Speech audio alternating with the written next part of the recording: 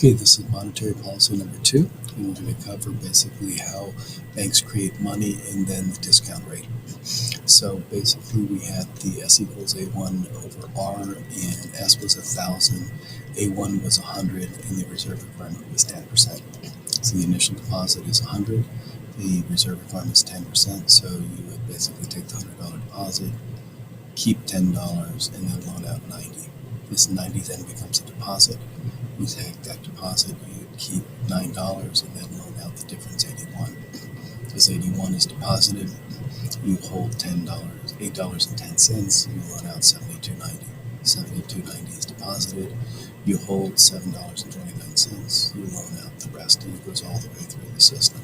So eventually this $100 deposit becomes $1,000 in deposits, and you actually have just created $900 in new money. Another example is you have a $1,000 loaned out. Day 1 gets deposited.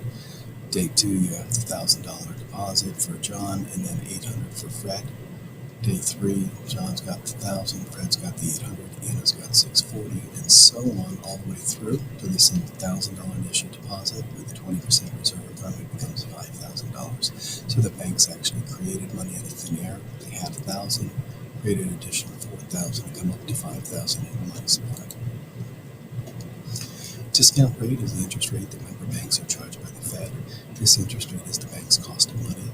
If the rate is increased, banks will increase their interest rates, credit cards, and personal loan rates. If the rate is decreased, banks will decrease their interest rates, credit cards, personal loan rates. So again, there's 5 steps, and this is we're going to fight unemployment to raise GDP. Number 1, define the discount rate. It's the interest rate that the member banks are charged by the Fed. You come up with the discount rate today, the hypothetical, so we'll just say 8%. It could be lower, 1%, 2%, whatever it is. And then make your decision. You lower it or you increase it. So if we're fighting unemployment, we want to raise GDP, we're going to lower it. For example, we go to 7%. Banks will then lower the rates on credit cards, personal loan, and other loans. When interest rates are lower, people get larger loans, more people qualify for loans. Therefore, borrowing is easy, consumers spend more, businesses expand, and employment increases, and consumers spend more money. To fight unemployment or raise unemployment, or to raise GDP, you reduce the discount rate. Now the 5 steps to fight inflation, same exact thing.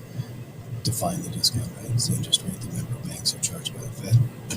What is the discount rate? You come up with your number, write it down, what it is today, and then make your decision. You either lower it or raise it. In this case, you're fighting inflation. You want to lower GDP, raise the rate to 9%. Banks will then increase their rates on credit cards and personal loans and other loans.